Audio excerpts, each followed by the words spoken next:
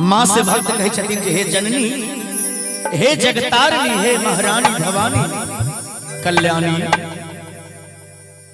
बेटा बेटी मैया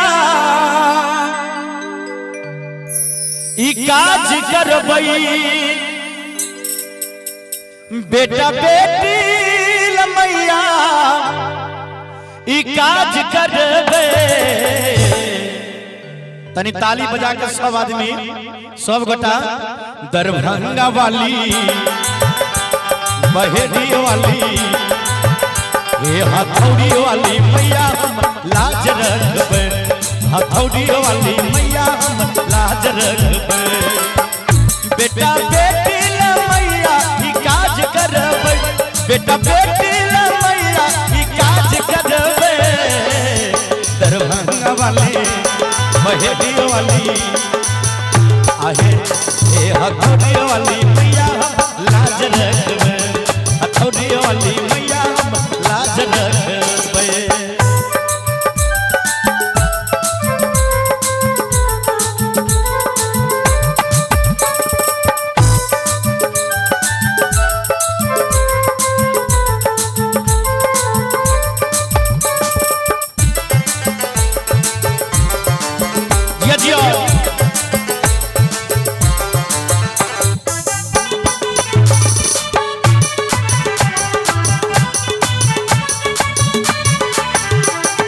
हम सब छी धिया पुता आहा महामाया, आहा नहीं करबै त के करतै दाया।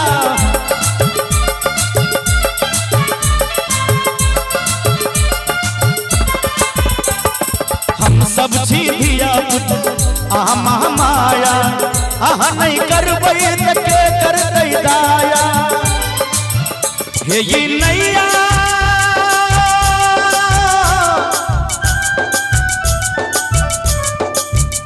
ये नैया भव सागर से पार करबै, ये नैया भव सागर से पार करबै।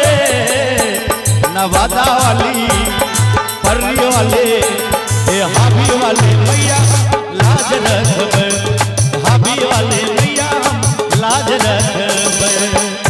हेलो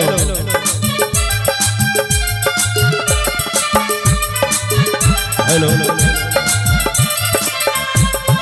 हेलो, जय हो।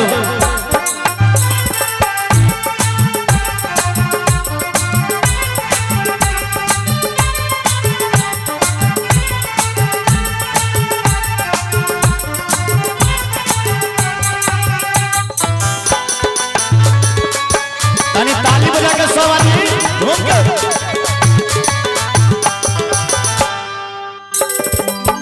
और माँ से भक्त कहे छथिन जे हे माँ, हे जननी,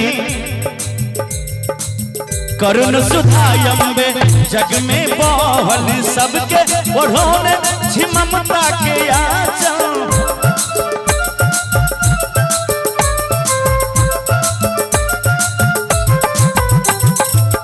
करुण सुधायम्बे जग में बहल सबके ओढ़ोने छी ममता के आंचल।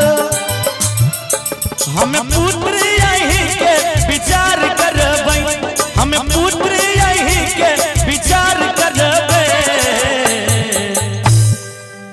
कहल गई है जो बिना बात के बनावट हो नहीं सकती, बिना साज के सजावट हो नहीं सकती, बिना बात के बनावट हो नहीं सकती, और बिना साज के सजावट हो नहीं सकती। और जिसे भी प्यार है माता रानी से, उसे ताली बजाने में कभी थकावट हो नहीं सकती।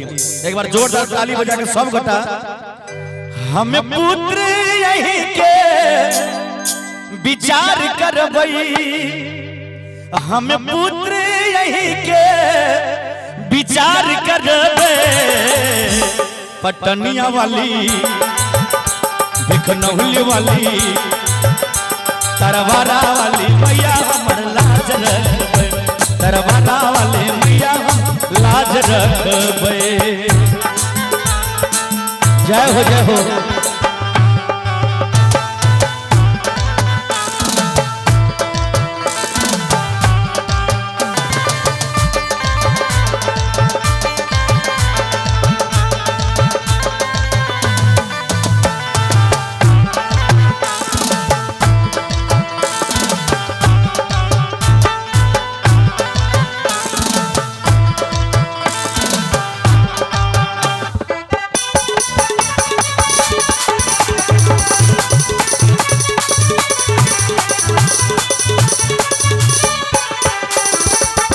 अपराध जननी हमर माफ करियो, शंभुया तुरिया सपना पूरबियो।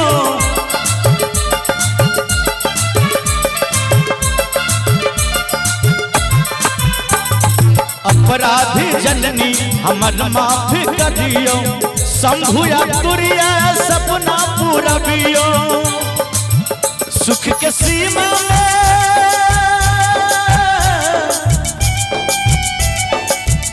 सुख के सीमा में हमरो परिवार रखबे, स्वर से सोचली हमरो आवाज रखबे। न सोता वाली आहे अम्मा वाली, ए बिजुलिया वाली मैया लाज रखबे, बिजुलिया वाली मैया लाज रखबे। बेटा बेटी ला मैया ई काज करबे, बेटा बेटी ला मैया ई काज करबे।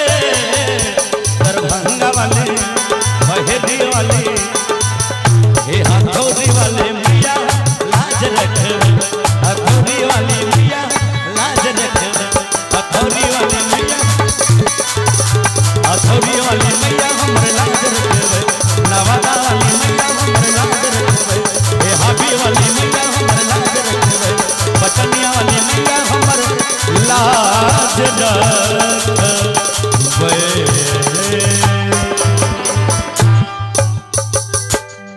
बोले